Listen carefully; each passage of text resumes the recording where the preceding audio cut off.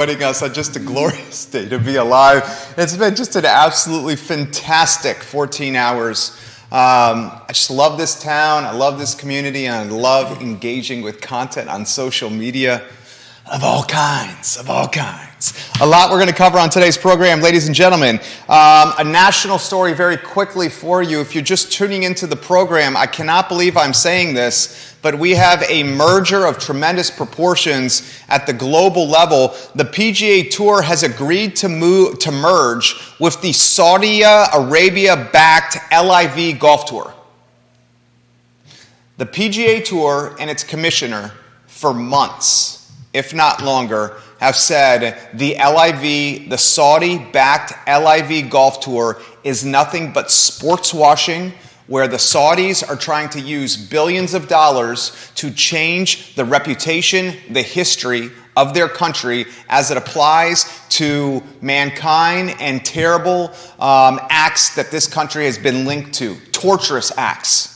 Literally, the PGA and its commissioner have said this is sports washing. The breaking news today is the PGA Tour, along with the European Tour, have merged with the LIV Golf Tour.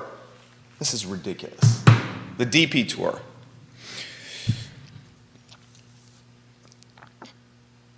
I just want you to realize what happened here before we get to the local stories. This is what happened here. Money trumped morals. Money and courtroom battles were positioned ahead of morality. The LIV Tour, undoubtedly some of the efforts from this country, Saudi Arabia, was sports washing to try to get the world to look at their country in a different way as an ambassador of golf instead of as a country that's used torturous tactics on more people that we can count. And today, the PGA, one of the most esteemed and prestigious professional sports leagues, has basically said, we're going to put our bottom line before our moral compass.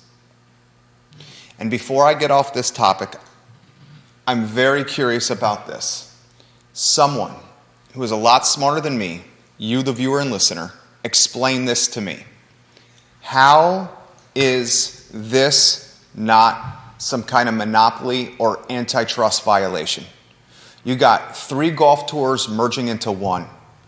Do United States regulators need to approve this golf merger? Is this merger the definition of a monopoly? If not, why is it not the definition of a monopoly? I genuinely am asking that question. They are eliminating competition by merging. How is this not a monopoly? That's the breaking news from the macro level. Now let's get down to the local level. Judah Wickower is the director. We'll welcome Judah Wickower on a 2-shot. We'll give some props to Castle Hill for being a partner of the show. The 231 Fest, Judah Wickower, is this Saturday at Castle Hill, June 10th. Food trucks, live music, cider tastings, beer tastings, wine tastings. So many activities for kids to do. I mean, it is just a fantastic time at Castle Hill at the 231 Fest on Saturday in Keswick. J-Dubs, why don't we get the first lower third on screen? What we talked about yesterday resonated with viewers and listeners. I heard from so many about this.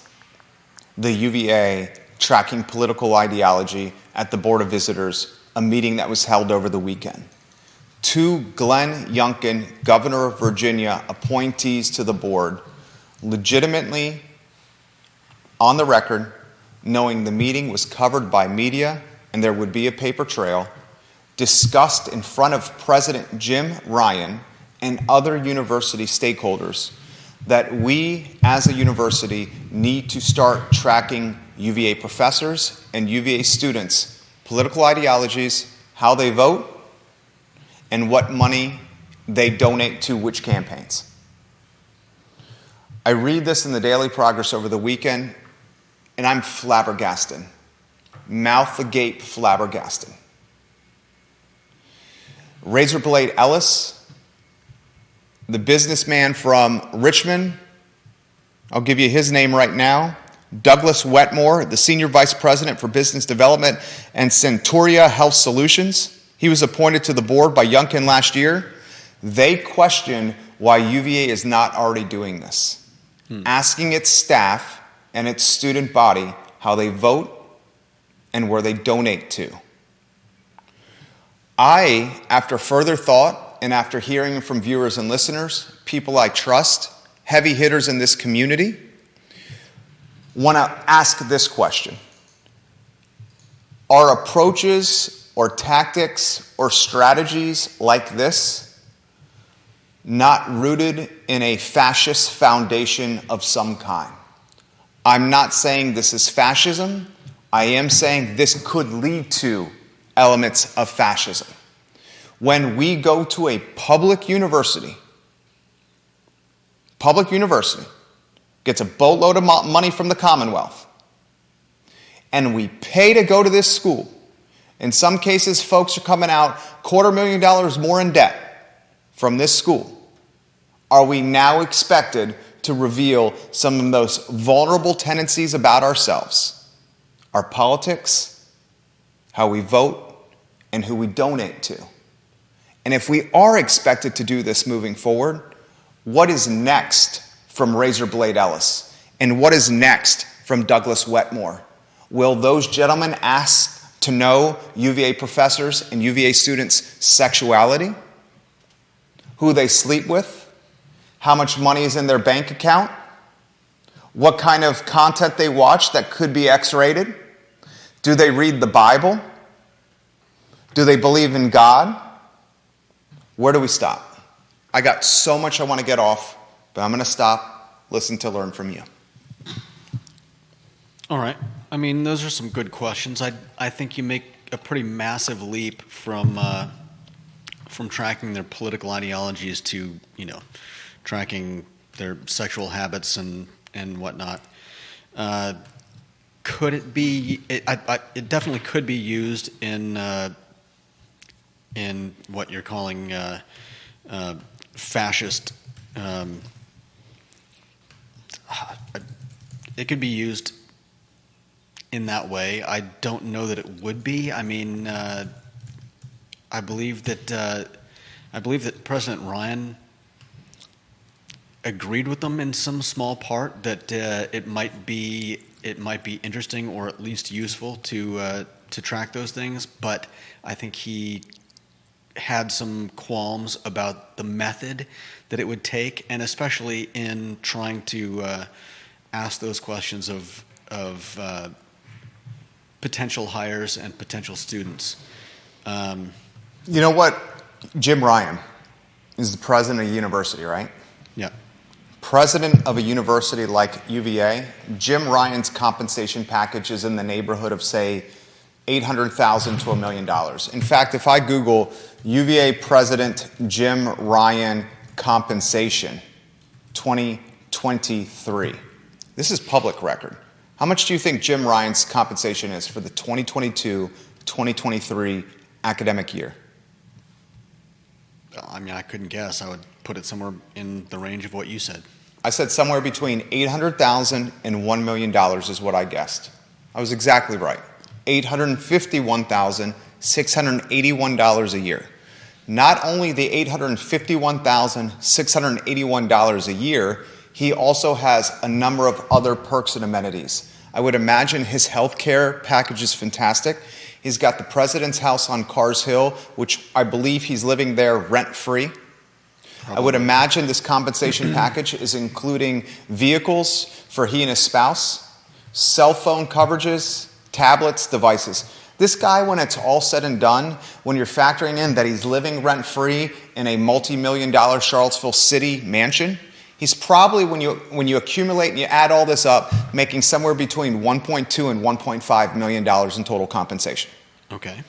How does somebody make $1.2 to $1.5 million and become a president of a university like UVA that is prestigious and has global recognition? What are some of the key personality traits that you need to have to get to this position professionally? Go ahead. You need to be able to play the game of politics. You need to be able to keep your head down. You need to be able to distance yourself from controversy. You need to be able to be essentially vanilla. What was Teresa Sullivan's, the former president of UVA's, fatal flaw? Do you remember? No, go ahead. I know it well. She got in the crosshairs of Helen Dragas, the chairwoman of the Board of Visitors at one time. And Dragas and Sullivan had beef. And they had beef because Dragas wanted UVA and its curriculum to go more digital and mobile. Because Dragas felt that if UVA went digital and mobile with its curriculum, it could open its student body to a much larger audience, an audience that's not necessarily tied to Charlottesville and on grounds. Teresa Sullivan, she said, no way, Jose. The college experience is about learning in person. We're not going to prioritize curriculum on screens and curriculum through the internet over in-person learning. And because of that, Helen Dragas and Terry Sullivan had beef. That beef Terry Sullivan had with a very powerful woman, Helen Dragas. I'm going to Google Helen Dragas, D-R-A-G-A-S, Board of Visitors, and see what shows up. What shows up is a Wikipedia page, some articles from the Washington Post, the Virginia Pilot. You see some options or some projections of her net worth, and then you also get to the Helen Dragas family website. She is a behemoth. You're talking about one of the heaviest hitters in the Commonwealth in Helen Dragas. Terry Sullivan, she got embroiled in a controversy, and she lost her presidency. Name one controversy Jim Ryan has been embroiled in here in Charlottesville, personally. Anyone. Name one controversy Jim Ryan, the president of UVA, has been embroiled in personally here locally. I can't think of one. Can you?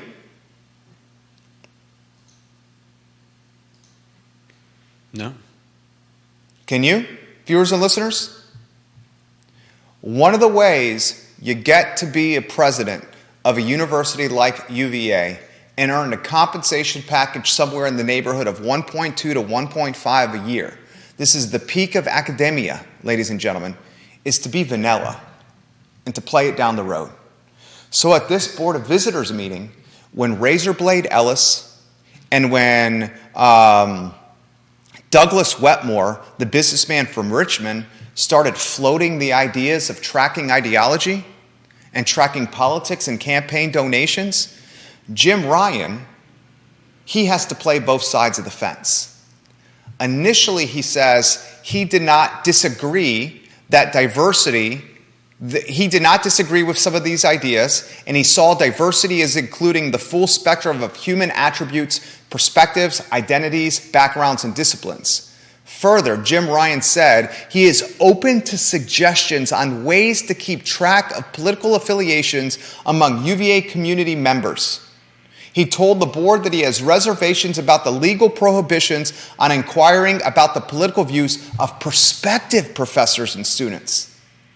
So here you got the president of the UVA, who is literally at the Board of Visitors meeting.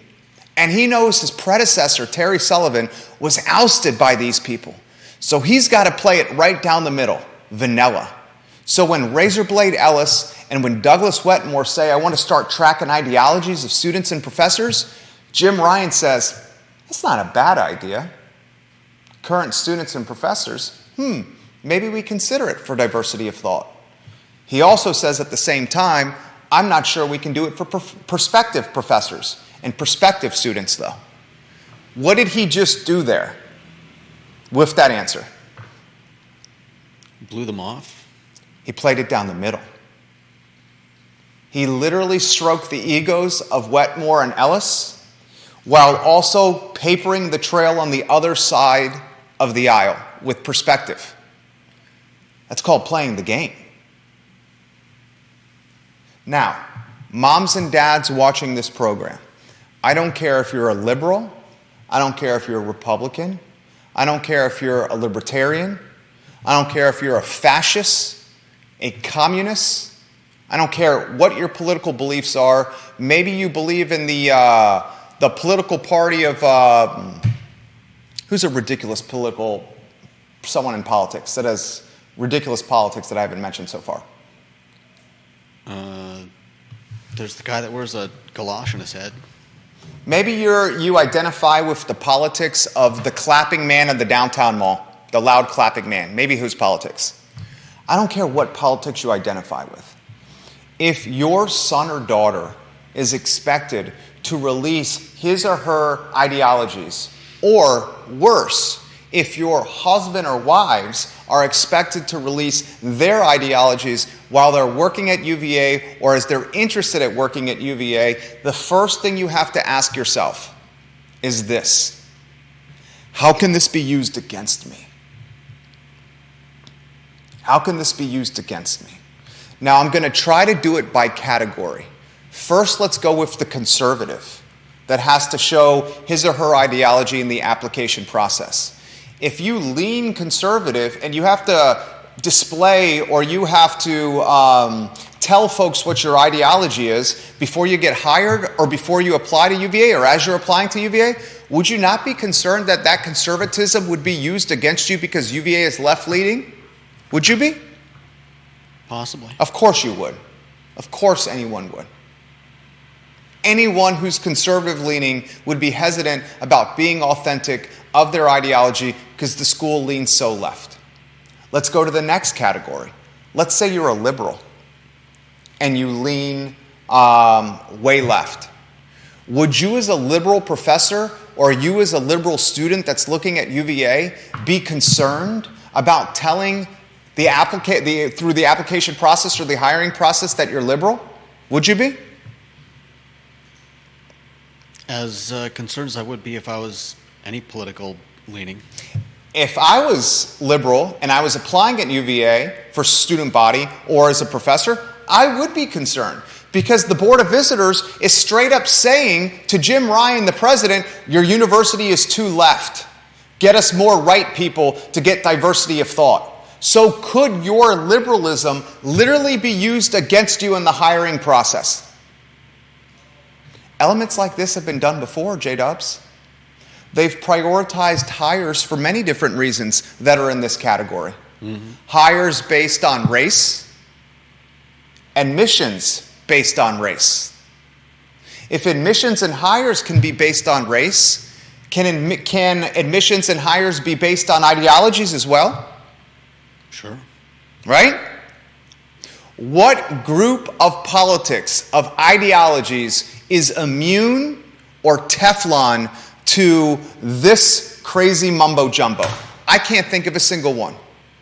If you're left and you're trying to come here, Razorblade and Douglas Wetmore is going to say, we have too many of them, change it up. If you're right and you're trying to come in here, that might be used against you by the left-leaning hiring and application process folks. This is a cluster duck, quack, quack, quack, of proportions we don't truly realize yet. And the curious person in me is this: how does Jim Ryan manage the political headwinds that are clearly engulfing Carr's Hill? Youngkin is trying to do a complete about-face with this Board of Visitors. We know that. I was having this conversation yesterday afternoon with a heavy hitter in this town. And I said, did you hear this story? And you know what he said? I said this. I said this to this heavy hitter. I'm not going to use his name. I'm not going to use his name. I said, did you see what happened with this? And you know what he said to me? I said, aren't you shocked by this? You know what he said to me? I don't know what he said to you. This is a conversation, right? He said, how can you be shocked that Youngkin appointed conservatives to the board and completely wants to revamp the approach at the university and the Commonwealth that he oversees? He said, anyone who didn't see this coming was not reading the tea leaves correctly. And when this guy said it to me just like that yesterday afternoon, I did this. Damn, he's right.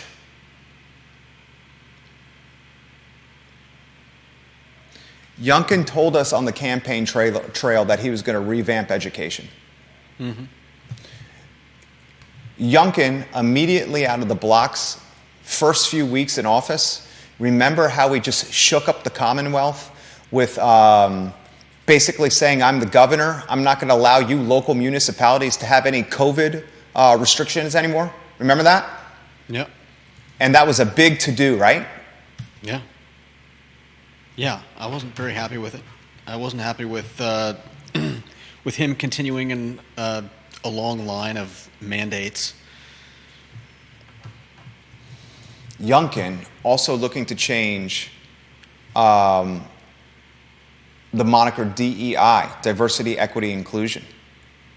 Youngkin wants that acronym, DEI, to now be diversity, opportunity, and inclusion.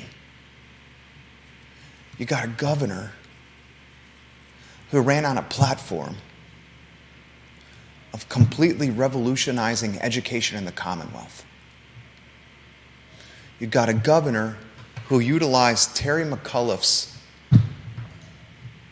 snafus of telling parents they have no role in their kids' education in public schools. Yeah. Youngkin pounced on that. McAuliffe did it once, twice, and he did it 3 times, saying parents should have no roles in their kids' education. I heard McAuliffe say that, and I knew that he wasn't going to get my vote, because I'm actively going to be involved in my kids' education. I'm my kid's parent. My wife right now is getting ready for an activity for the school our oldest son is going to go to next year. She is actively involved in his education because she loves him. Youngkin took that 1, 2, and 3 issue mistake from McAuliffe and wrote it to the governor's mansion. Yeah. He may write that to the White House. Time will tell. Did everyone just see that Christie from Jersey announced that he's going after the GOP nomination in the next presidential race? Did everyone else see that? Side note. So before I go on to the next topic, you have a governor who told us he was going to revolutionize education in this Commonwealth. He's taking the moniker diversity, equity, and inclusion and saying that's not what it is anymore. It's diversity, opportunity, and inclusion. He changed the brand. Now he's putting Board of Visitors members on there that match his conservative ideology, way right-leaning. One of these guys got in his car and rode from Georgia across multi-state lines to try to razor blade a protest sign off a door on the lawn at UVA. That right there is a microcosm of who we're dealing with. Getting in your car, driving hundreds of miles with a razor blade in your pocket so you can chop off a student's protest sign on their door on the lawn. That's razor blade.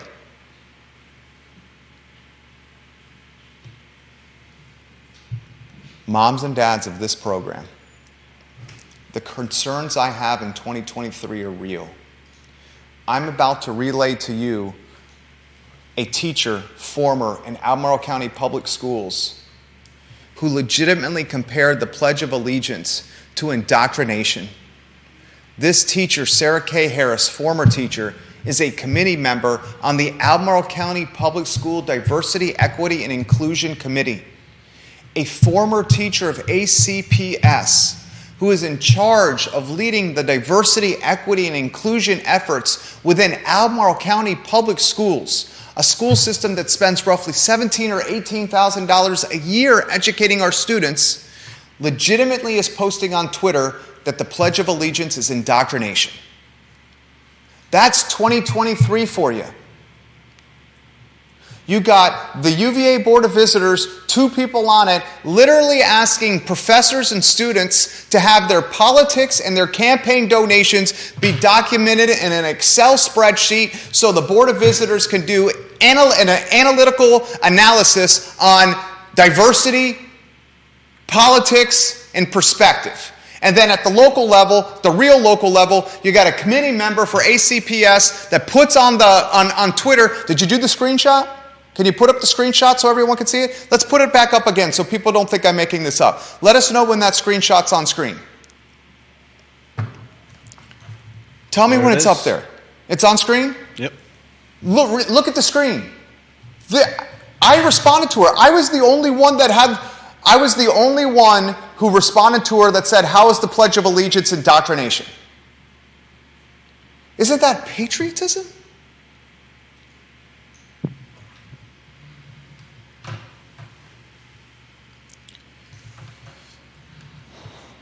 Do you want to offer any perspective on that? I mean, it's crazy. I feel like she was being more inflammatory than serious. But But how? Why? How can you tell that? You'd have to ask her. How? So your take is she's doing this for hyperbolic purposes? You just had me put the screenshot up. She literally says, after your question, I didn't say it was, just asked a question. But isn't that the safe answer after someone calls them out on a talk show yesterday? That's making assumptions. Okay. Well, here's the assumption I'm making. If you're a former teacher of Albemarle County Public Schools and a committee member of the Diversity, Equity, and Inclusion ACPS committee, you should not leave it up to interpretation on your stance of the Pledge of Allegiance. Fair enough. Okay? Her name is Sarah Harris. Do not leave it up to interpretation, the Pledge of Allegiance and indoctrination. You're a leader within ACPS, literally on the committee that's leading DEI efforts. Parents, if that doesn't scare the HE double hockey sticks out of you, I don't know what does. Comments coming in fast and furious today. Neil Williamson, President, Free Enterprise Forum. Jim Ryan has significantly changed the university's position and strategy regarding their participation in affordable housing. Not in a controversial way, but in a new coordinated strategy. 100%. 100%. Jim Ryan's sidestepped any single possible controversy so far. Teresa Sullivan could not do that. John Castine, the president, when I was at school at UVA, he was able to do that. How long was Castine the president? Like 3 decades? I don't know the exact number, but I'm quite confident that John Castine was the president of UVA for decades. Let me see if I can get you the exact number. Could you find that for me, if you could, J-Dubs? Yeah. John Castine, how long he served as president of the University of Virginia. That would be amazing if you could, please, sir. He was the president when I was in school there. I'm going to watch closely as Jim Ryan threads the needle on Youngkin appointing super right people to the board who are now asking Thomas Jefferson's University, the #1 public university in the Commonwealth and one of the #1 public universities in the world, to track their students' ideologies and their professors' ideologies and their campaign donations. These kind of strategies have elements of fascism. And that scares the bejeebus out of me. Neil, thank you for the comment. Got more comments coming in. Thank you for this comment. Bill McChesney, Dragas was sent after Sullivan. Dragas was put forward because she was a female going after a female. Yes and no, Bill. I have intimate knowledge of what happened with Dragas and Teresa Sullivan.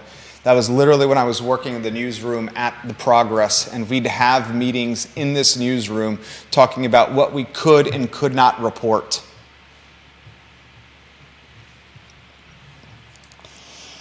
He says this smacks of Cold War Soviet communism. Kelly Jackson watching the program, she says, why in the world would the school need to know this? I have no idea.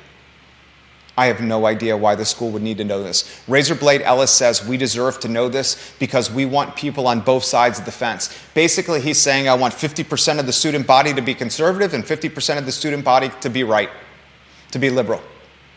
Because he says if that's the case, then we have diversity of thought. But Kelly, I have no idea. Kelly, I mentioned this live on air. Vanessa Parkhill in Earlysville, the federal government has had Equal Employment Opportunity Commission for over 30 years. It's good to have a place to go if you'd like to challenge how you've been treated with relation to employment. Having every business, university, state, and local government spending money on these positions is probably overkill. Check into what the DEI team members are paid compared to teachers and police. Is this the best use of our local tax dollars? There's new positions, and I think I may have learned this position from Alex like months ago on this talk show. Like there's many new positions at like big companies where it's like DEI hires. Like they're legitimately making efforts. For example, Willow Tree, who was purchased for over $1 billion by a Canadian company, one of their key hires was Kelly Palmer, who's a neighbor of mine in the neighborhood I live in, and her role at Willow Tree is legitimately DEI. In fact, I can look, I'll go to her LinkedIn to get the exact title of the of her position. All right, I'm going to her LinkedIn. You got Castine's term there, J-Dubs? Yeah. How long for Johnny Castine? 20 years. 20 years, 2 decades. Johnny Castine. She's the Chief Employee Experience Officer, a position very much based in DEI efforts. Is that the moniker of 2023? Here 2020 was known for pandemic. 2021 was known for pivot. Remember, the word became so cliche? Everyone said pivot. 2021 was known for pivot. 2022 was known for what? What was the brand of 2022? 2022 was last year maybe known as inflation, supply chain, right? Labor shortage, inflation, supply chain, labor shortage. 2022. 2023 is known for what? Jerome Powell, rising rates, and DEI. Each year has a theme. This theme very much DEI. Comments are coming in faster than I can keep up with right now. Janice Boyce Trevelyan says, just as governors have before and will after, the left-leading governors got it to where it is now. It'll change when the administration changes. That's true. John Blair, watching this program, educated me on this. John, the governor of Virginia, help me, remind me of this, of what you educated me. Does the governor of Virginia get to turn over the Board of Visitors completely? I think it's X amount of, didn't you educate me in a previous comment, if memory serves, it's X amount of appointees per year, and Youngkin can turn it over completely. Is that right, John? Will you help me there, John? Or any viewer and listener? That's why I love you guys. We're stronger as a team doing this show together, where we crowdsource information as a team. Youngkin, can he completely remake the board, JB? You taught me that in a previous post. Christian Howe, welcome to the show.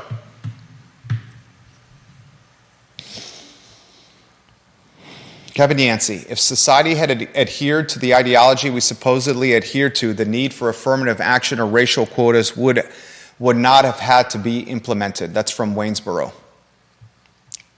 We got the local newspaper watching the show. Albert Graves is watching the program.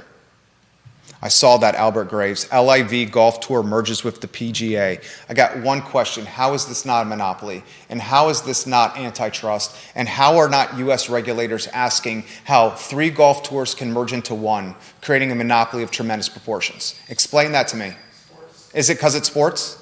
Is that why? So sports cannot be monopoly? Is that why? Because basically this is what's happened with the LIV, the PGA, and the European Golf Tour merging. You know what this is? This is Metaverse merging with TikTok, merging with Apple. That's what's happening right now. Meta is merging with TikTok and merging with Apple. That's what's happening in the golfing world. How is that not against a monopoly, antitrust, U.S. regulators? How are they not involved with this? Legitimately, golfers will have less opportunity to pursue professional opportunities because there won't be as many out there. We're going from 3 tours and 3 times the opportunities to 1. How is that not a monopoly? Someone help me understand that. The power is now controlled by a few in golf.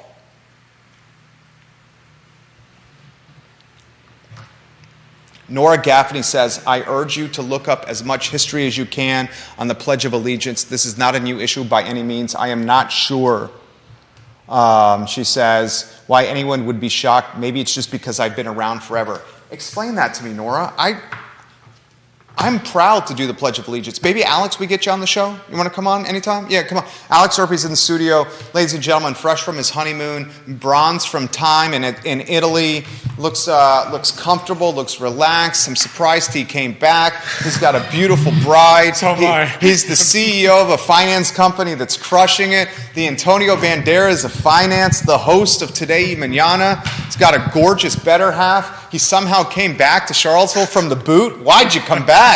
It was hard. Why'd you come back? Coming back was hard. How long did you spend in the boot? So it was about a week in Italy. Okay. And then half a week in Switzerland and half a week in Germany. Living the dream, J-Dubs. So it was very nice. Yeah? Which was the best?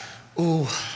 They each have their things. I mean, Italy, it's hard to top the food in Italy because it's so good, so fresh. And that's up your alley, too. And it's right up my alley. Yeah. Well, and so affordable. Oh, put it in perspective. So stunning. I mean, I kid you not. You sit there here in Charlottesville. You did a charcuterie board, and you're probably paying anywhere between $30 to $40 for this thing, and you did a little bit of everything, like a slice of prosciutto, 2 slices of salami. We ordered this lunch, like €15, which it's almost 1-to-1 now. So I mean, even if you did cheat a little on. Let's say you get cheated on the credit card exchange, maybe €15 is $18, right? I mean, I couldn't even finish this thing, and I can eat. Oh, you can eat. A lot. Yeah. I was just loaded with prosciutto, salami, tomatoes, the freshest yogurt, all these wonderful things. It's just amazing how much the quality of food is just so high there. So Italy, more affordable than Charlottesville? I was surprised. Not even food-wise. How about hotel? Food-wise. Hotel, tough to say because you splurge on. Did you ball out? Yeah. You balled out? I splurge on. I want the best views. You see that we had a beautiful You go hotel. penthouse? So, not penthouse. I like local hotels. Okay. So, I like hotels actually run by people that live there. So I use guidebooks to find those. I don't really like the big chains because they're usually further away from the city center. And for breakfast, they're giving you like American Continental, eggs, bacon. I like the ones where my breakfast is like Italian cornettos, prosciutto, the salami, Italian cheeses, local honey. So they have these nice, beautiful spreads when you do the ones that are actually run by Italians. They're all really nice. They have great views because they're right in the center. I mean, we stayed from my hotel room, you could see the Duomo in Florence. I mean, literally, you're looking at it and it's right across the street. And so it's nice and central. So I tend to do that. I tend to really like locally owned hotels. The same thing in Switzerland, right? We just found one that was locally owned in Lucerne, very beautiful, very nice. The food there is also good. I mean, if you're meat and potatoes, then you can't lose in Switzerland and Germany because it's good. He's back, and him being back is to our advantage here on this network because he has got a big, beautiful brain. My friend, you came back at a crazy time, per usual. I have so much I want to cover with you. I want to talk about the Gulf merger. I want to talk about the Board of Visitors. I want to talk about media in this area. I want to ask the question, what is the role of Charlottesville Tomorrow, the nonprofit in this community? Charlottesville Tomorrow is pursuing a diversity, equity, and inclusion mission with its content creation.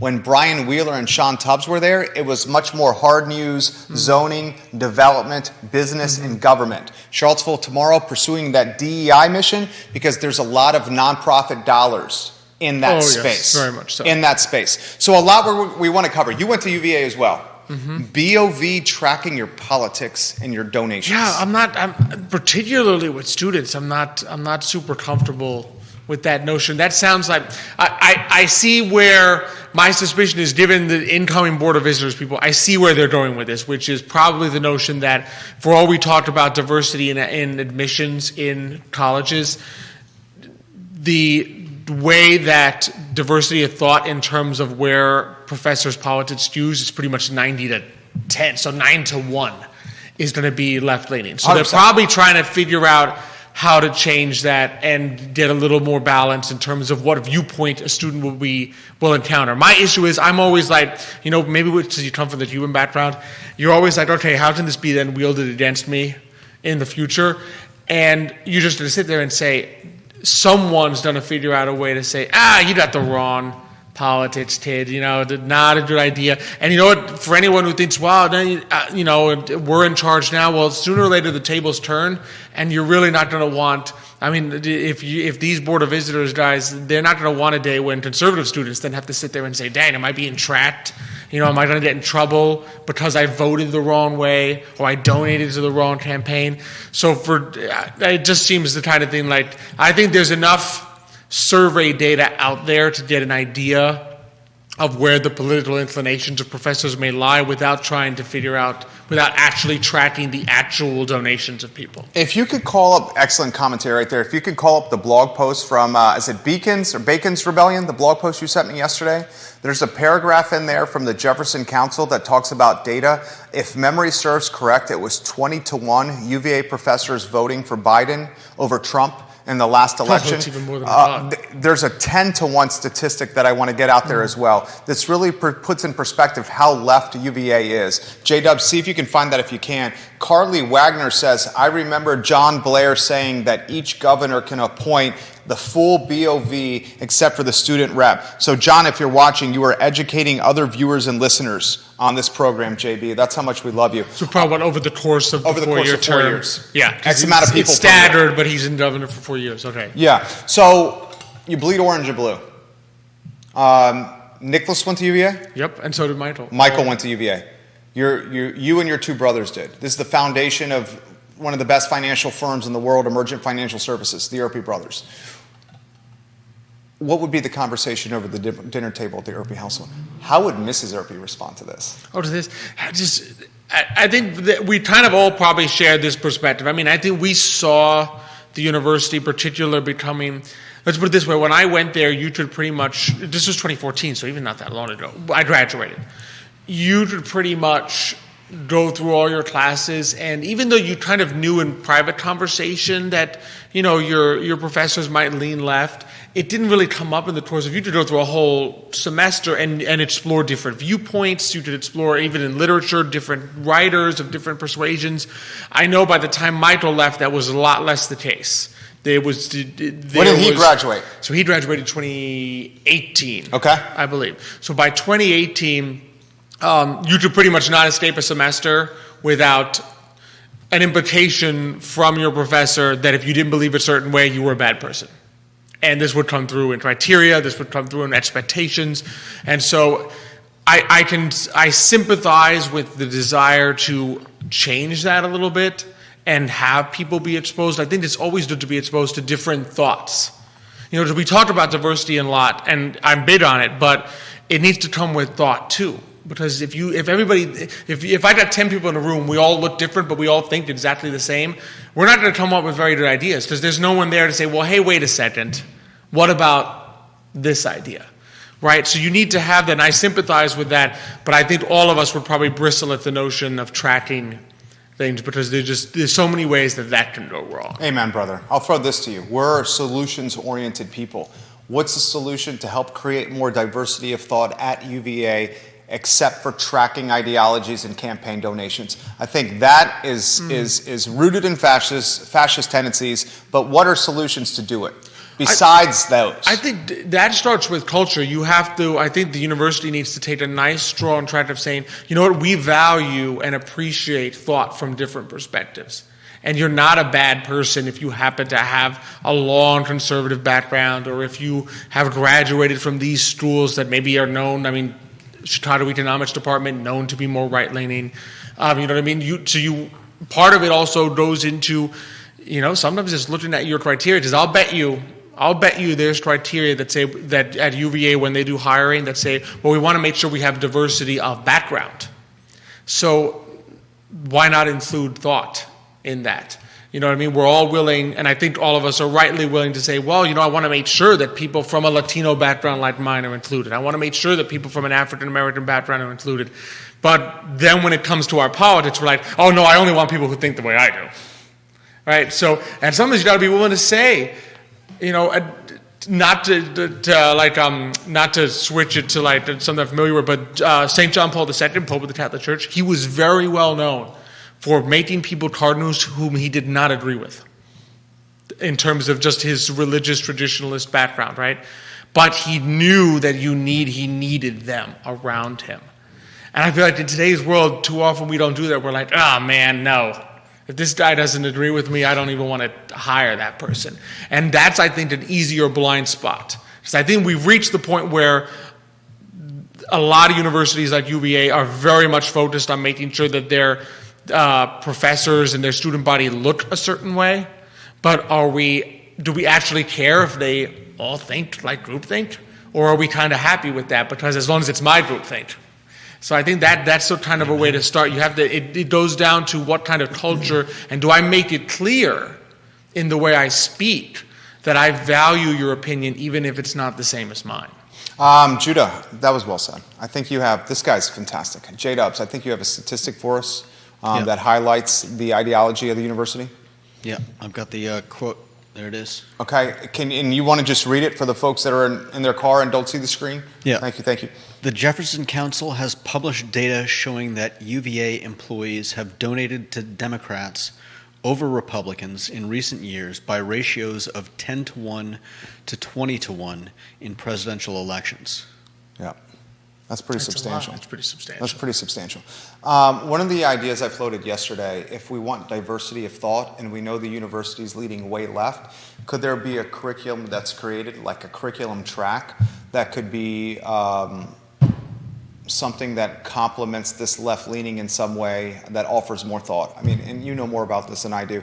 Maybe it's like a government track, a politics track, some kind of foreign affairs track. Open up a breadth to schools that maybe traditionally were more. In other words, learning more about Austrian School of Economics. That's generally a libertarian. Tell me about that. So Austrian School of Economics, generally a more libertarian view, laissez-faire of how economics should be run.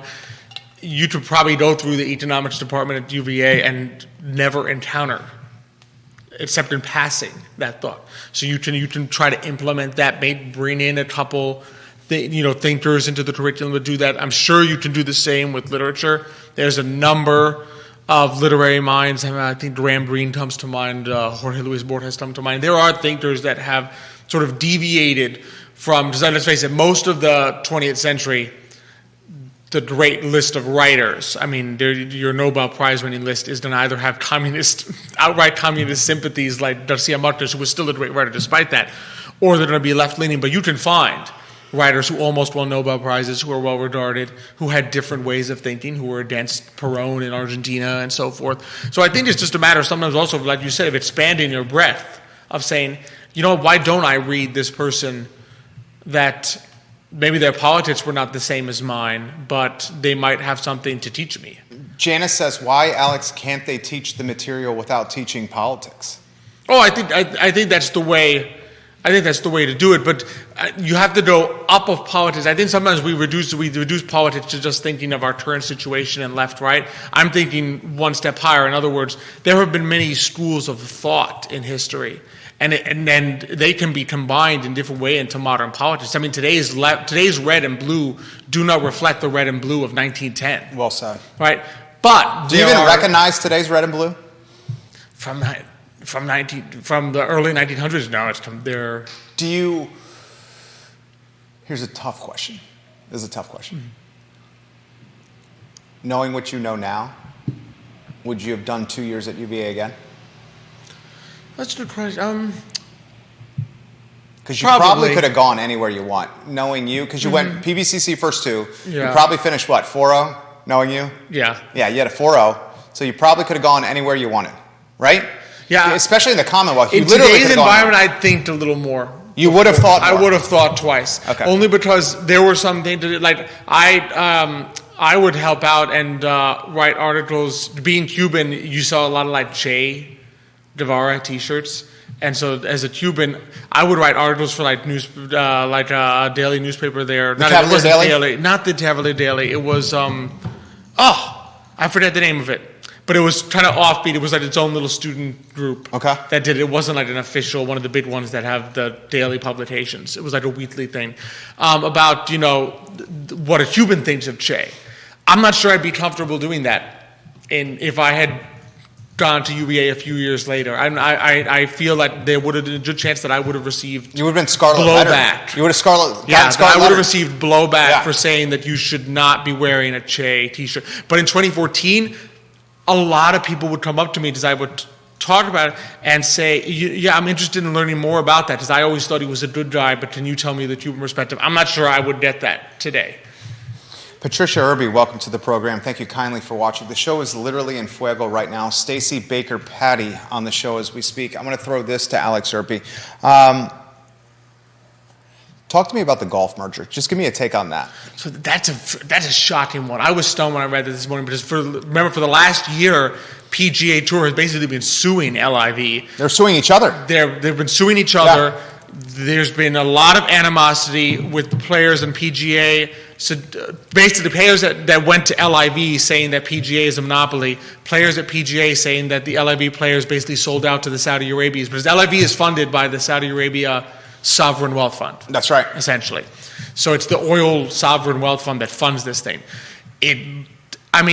From the outside, it's hard not to feel that this looks as if the PGA just got paid off. Because if you read the fine details, this new merged entity will receive an influx of cash from the Saudi Sovereign Wealth Fund, an additional equity investment from the Saudi Wealth Fund. So it's hard not to feel that basically PGA said, we're losing top players to this other golf tournament. We're the ones trying to ban them from our own. And now the Saudis are offering us an additional investment to merge, and they took the money and decided to merge.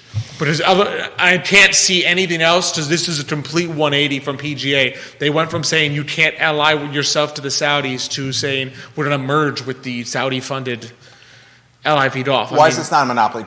Purely because it's sports? Purely because it's sports. Sports have long held basically exclusions. Every sports league, Major League Baseball, NBA, NFL, they are allowed to have, you can't just make a new NFL team and have it play the Kansas City Chiefs and the New York Giants. They won't let you do that. When you're a player in any one of these sports, right? When you get drafted in baseball, you can't say, I don't want to play for the team that drafted me. I'm going to go play for this other team because they're going to pay me more. Doesn't work. You have to play a certain number of years for the team that drafted you. So they're all essentially monopolies.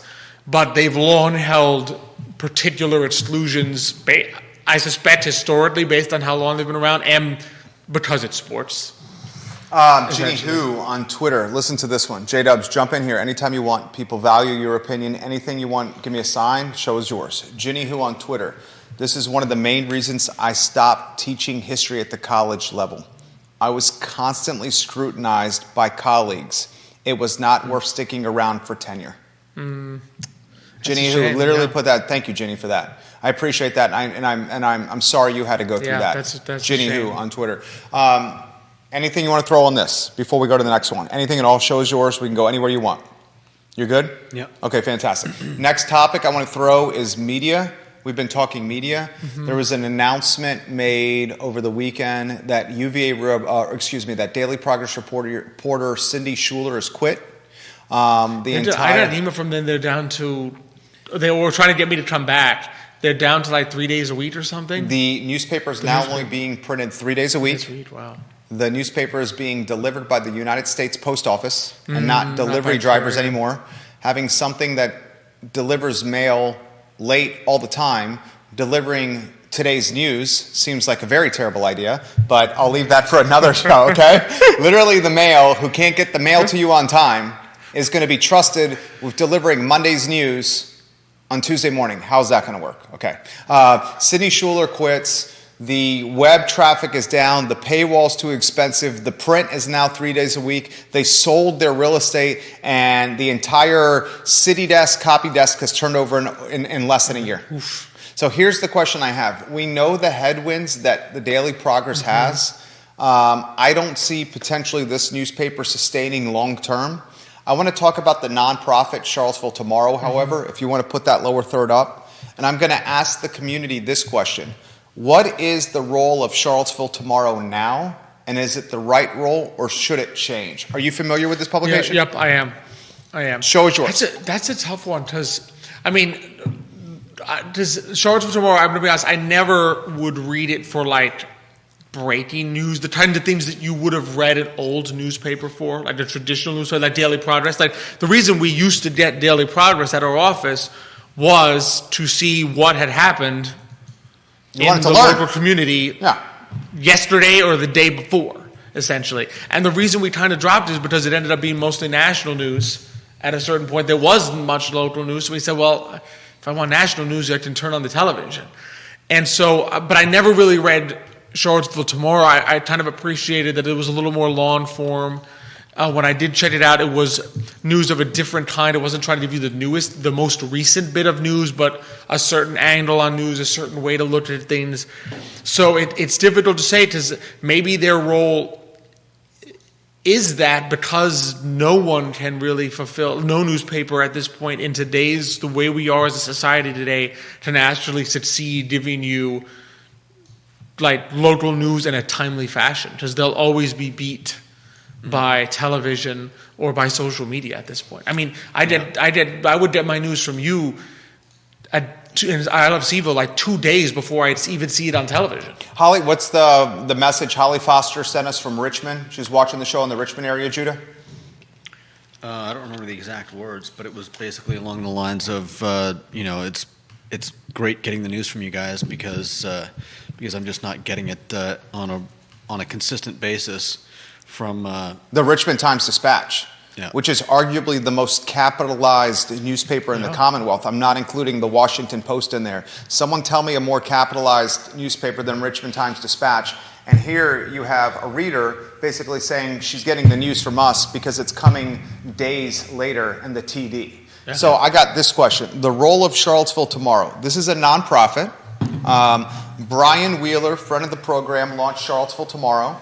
I would imagine it was a decade plus ago. If you can maybe see when Charlottesville Tomorrow was launched year-wise. I think Brian Wheeler previously worked for SNL. A lot of people remember the name Brian Wheeler. He was the communications director with Charlottesville City. He's since quit in the Dr. Rachel Brackney brouhaha. When a lot of people pieced out, he was one of them. But Brian Wheeler hired a guy who from time to time is on this network, and Sean Tubbs. And when Brian and Sean Tubbs were writing for Charlottesville Tomorrow, managing that brand, this platform was like an epicenter for zoning and for development. Exactly, in-depth, business. Kind of hard-hitting stuff. Hard-hitting, in-depth journalism. And it was coveted by readers because it helped fill the gaps that the progress was leaving open. Mm-hmm. Of late, and the change started during Giles Morris's tenure. Giles Morris was the former managing editor of Charlottesville Tomorrow. He has since resigned. Giles Morris took Charlottesville Tomorrow from how Brian Wheeler and Sean Tubbs had it set up, zoning, development, hard news, to more diversity, equity, and inclusion. Giles Morris did. Pieces about things that are going, like particular types of businesses and. Like, let me see if I can. I will say the last 6 months, obviously, I haven't kept up as much of my. I'll take it a step further. I have not legitimately read the Charlottesville Tomorrow nonprofit platform since Giles took the editorial coverage in this direction.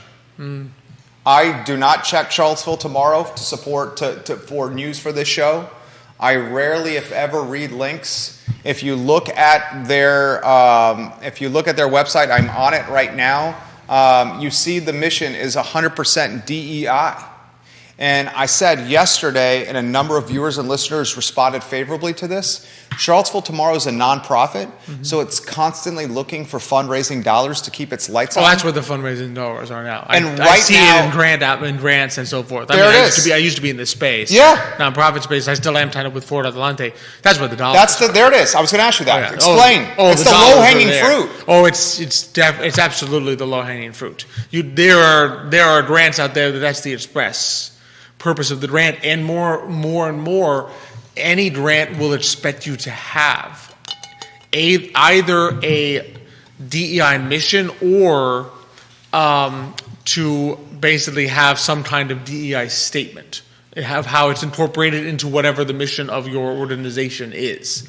So that's an expectation, even in grants, even if the grant isn't explicitly written. In other words, if the grant isn't to help you achieve DEI, the grant will expect you to have some kind of statement to that effect. So here's what's happening. Great intel from him. I'm glad you offered that perspective. I actually forgot about that piece of your very robust professional background. This is low-hanging fruit. It's a nonprofit that is desperate for money to keep its lights on and to keep its staff employed. So the easiest way to get the low-hanging fruit is to pivot the model, there's that word again, to pivot the model to pursue a DEI mission as opposed to a zoning development business mission.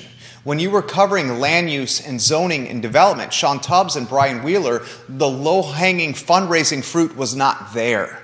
It was a desert. So they relied on private donations from heavy hitters in Central Virginia. Charlottesville Tomorrow's pivoted that model and is now relying on nonprofit donations from entities outside this area. And because of that, it's having to cater its content to the people that are funding the nonprofit. That's what ends up happening. That's what's happening. And as a result, we lost a hard news source. And now it's more, feature-y, I would say. Yeah, I was about to say that's what I think usually happens. You get a lot more features, stories about, look what this person is doing. Yeah. Look what this great person. And it's not that they're not doing great things. It's nice. But it's not the type of stuff that holds people accountable. Yeah. And in a dearth of an environment where there are other options for that hard hitting, then there's nothing left. It is. Because that's what a Daily Progress of 50 years ago would have been doing. He's a smart guy. So here's the conundrum. This is the conundrum we're in. Our daily paper has got so many headwinds that I don't think this is a sustainable model long term. They're literally operating the newsroom out of a coat closet in a living room in Hogwaller. Okay? The entire city desk turned over in less than a year. That's rough. They are cutting print down to 3 days a week, and the print that is delivered is going to come days later from the mail. How many advertisers are going to put their brand in a newspaper that has content about Tuesday morning when readers won't see that content until Thursday or Friday? Those readers are going to be like, this is all dated. I ain't going to read this. I'll use this as the bottom of the hamster cage to let Chewy the hamster pee and poop on it. Yeah. I won't read it. Well, certain segments will become functionally useless. I'm pretty sure there was a finance page. There was. But the internet killed it. I wouldn't bother checking the finance page if it came 2 days later. I might still go to the sports or the features. Not for stores. The sports would be like, to see if there was any columns or something, or the feature page. But the finance page would be functionally useless. Probably the front page 2 days later is sports functionally useless when we can get it all online? I don't like. The only thing I used to read was commentary. So sports commentary, like a Radcliffe. Yeah, Radcliffe. But they fired him. And now they don't have it. That's one of the reasons I don't still recommend. Hootie got fired. He's my first boss. Yeah. Got fired. It's the opportunity now for somebody in media in 2023 in Charlottesville and Central Virginia is a tangible and palpable opportunity. It's a tangible and palpable opportunity. I want a lot of stuff I want to throw to you. And I want to highlight the fantastic contest that Today Manana is doing. And I encourage everyone to get involved and to like and to engage with this contest. He'll give us the details. I want to show that house on... No, first I want to talk about the Pledge of Allegiance. The house on 5th Street we may have to save for tomorrow because I want to give Alex ample time to talk about the project that he and Nicholas are doing. Nicholas, this is a great idea, buddy. And I see you're watching, Nicholas. Pledge of Allegiance, Indoctrination. Yeah, I'm surprised by that sentiment. Look, if you want to be super technical and go in the dictionary and find the meaning of the word indoctrination, it's probably like something like teaching or inculcating a certain set of values or something. But I feel like the Pledge of Allegiance is the kind of, usually when people talk about indoctrination as a bad thing, we're saying we don't want our teachers inculcating one political side to our kids or teaching them things that we might perceive to be false.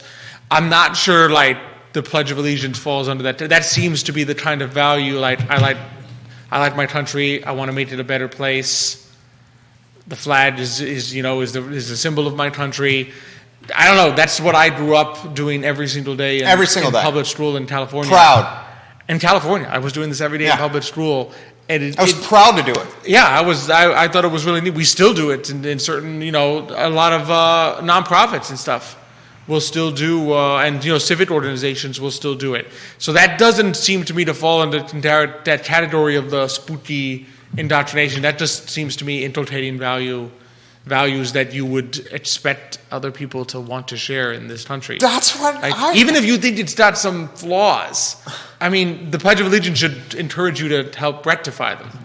Well, better said than I could. I would love your perspective on this. I would encourage the viewers and listeners to tag Dr. Meg Bryce. She's running for the at-large seat in the Albemarle County School Board. I think, Dr. Bryce, this is some ammunition for your campaign that someone appointed to the Diversity, Equity, and Inclusion Committee at Albemarle County Public Schools is utilizing her Twitter account to basically say the Pledge of Allegiance is indoctrination, or at least allude to it in some capacity. I would think that's something you could use on the campaign trail, Dr. Bryce. Just a suggestion for you there. When we go to church, I went to Catholic school, I was raised Southern Baptist, and I grew up in a Jewish neighborhood.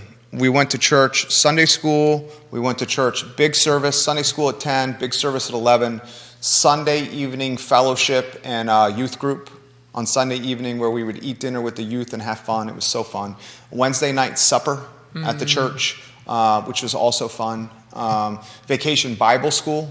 My mom had us volunteer in Sunday school taking care of the kids. Yeah, I've heard a lot. I never went to one, but I heard that it was so fun. I always hear good stories about Vacation Bible School. It was so great. So here's my point. When we're in church and we're taking communion or we're standing up and we're singing a song, a hymnal, what we're doing is the ritualistic aspect of religion, and that ritualistic aspect creates a sense of community because we're all doing it at once in unison. And that sense of community reinforces our faith.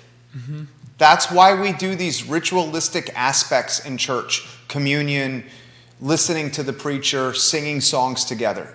Community is what it builds. It's the same thing with the Pledge of Allegiance. Yeah, it's a ritualistic aspect of being a patriotic American. And its purpose is to inspire you to then recommit to the country. Right. To recommit to saying... Like your faith. Yeah. What are the things that are good about this country that I can make sure I preserve, and what are the things that I need to improve that I will work towards? Yes. So perfectly said. That's how I was raised and grew up. And is it not common sense anymore? This seems like common sense. Is it not like that anymore? I don't know. It's always tough with things like Twitter and was this Twitter? This was Twitter. Yeah. With things like this, sometimes you feel like people just say things to see if it gets a rise out of others. Twitter brings out the worst aspects of humanity. Undoubtedly. So Reddit's there with it. Yeah. Twitter and Reddit turn what might be otherwise decent people and bring out the worst aspects of us. So, and sometimes you'll see it. You see it all the time on Twitter. Someone says something and you're like, do you seriously believe this, or you just want to throw it out there and argue with people?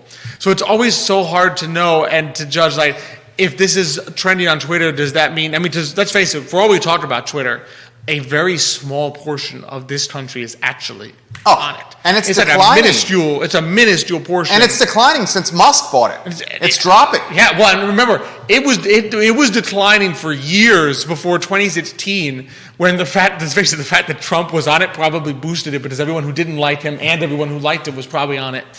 And then it declined again. So really, if you take out 2016 to 2020, Twitter is on a long-term decline, and I think its representation of the country as a whole is probably minuscule.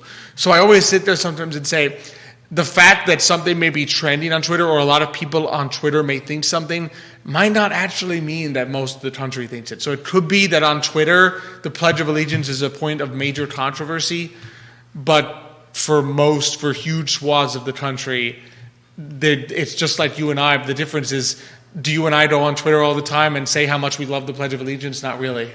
I mean, I'm not going to go on Twitter all the time and just like post I love the Pledge of Allegiance 10 times a day, right? But someone who has a beef with it might go there and say it 5 times a day, how much they're annoyed by it. So it always comes down to sometimes the people with a bone to pick are the loudest, but then there's tons of other people like us that kind of just go about our daily lives and say, and we don't think to make a big deal about the Pledge of Allegiance because it's just something that we've grown up with and that we are comfortable with. And ladies and gentlemen, that is why this man is on this fantastic program. Do you have a dentist in 30 minutes? Is that right, J-Dubs? Yeah. Okay, all right. I didn't know your dentist was today. Thank you very much. And we're up against the gun. This particular person who we're talking about, interestingly, is on the committee to lead the diversity, equity, and inclusion efforts at Albemarle County Public Schools. What's going on with Today y Mañana? Today y Mañana, lots of fun. First off, it's going to be a great show because we're going to have Caroline Wara and Brian Damaris from Charlottesville Opera, as well as Josephine Carr and Mederio. I'm very excited to meet him. Mederio de Senario Venable. He's a mixologist at the Bebedero, but he's also going to be at 231 Fest. So he sounds like an awesome guy. I've never met him before, but I'm excited because the Bebedero has great drinks. Oh, they do. But what we're doing is a huge giveaway in anticipation of this. So it's $700 worth of stuff. I couldn't believe I came back from vacation. Amazing, Nick I did a come great back job. from honeymoon. I'm like, what do you mean you got $700 worth, Nick? Yeah, good job, Nick. And so 2 VIP tickets to Tassel Hill Cider. Before I say this stuff, super easy. You go to Instagram, you find Today Mañana, you tag 2 friends, you like the post, and you follow the accounts. So you don't actually have to sign up. I'm going to do it right now. Nick, don't pick me, but I'm just going to help you with engagement. Thank you. Like I'm helping the meme account of I Love CVille. It's called I Actually Hate CVille. We have a meme account, and I've been engaging with their post over the last 14 hours, and my engagement alone has increased their account from 440 followers to 521. I've risen their account 80 people, 24%, just by commenting on it. Today, even I'm doing it right now. So, and it's super easy. You don't even have to subscribe and get a bunch of emails. You literally just have to tag 2 friends, like the post, follow the accounts, and there's numerous posts you can like. There's ones with certain aspects, but the winner gets 2 VIP tickets to Castle Hills 231 Fest, 2 tickets to Charlottesville Opera's Guys and Dolls, and you can pick the date, June 23rd, 24th, or 25th. A $100 gift card for downtown businesses, a $50 gift card to Guajiros, and a $50 gift card to Otto Turkish CVille. You get a bag of coffee and 2 cafes from Tiger Coffee, and I've tasted this coffee. This coffee is good. This is the real deal. A summer bouquet by Flower Girl CVille, and 2 free pizzas and 2 drinks by Popito's Pizza, which is actually, if you ever done to Boar's Head, Winter Wonder. It's amazing. Popito's Winter Pizza, Wonder, they're the one who's there at the Winter Wander. It's fantastic.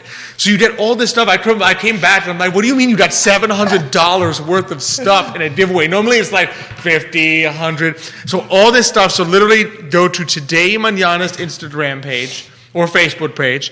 Tag 2 friends in the comments, like the post, and follow the accounts. So we got some, and you follow the accounts of the great friends, like 231 Fest, Friends of CVille, who donated the $100 gift card, Matias Yon Realty, who donated the Guajiros and Otto CVille gift cards, Tiger Coffee, Flower Girl CVille, Popito's Pizza. Amazing. Nicholas, job well done. Today y Mañana airs Thursdays at 10:15 a.m. on the I Love CVille Network, co-hosted by the Antonio Banderas of Finance. Ladies, he's off the market. He's an all-around great guy. We're proud to call him a friend. Judah Wickhauer is literally going to be sprinting to a dentist appointment that starts in 27 minutes, and I'm late for a conference call. This is the I Love CVille Show. Small business life, baby. So long, and thank you for joining us. Take care. Well done, dude. Killed it. Absolutely killed it. What a great closer. Absolutely killed it. I'm literally going to call him right now. I think they were watching on the show. So they know why we're late.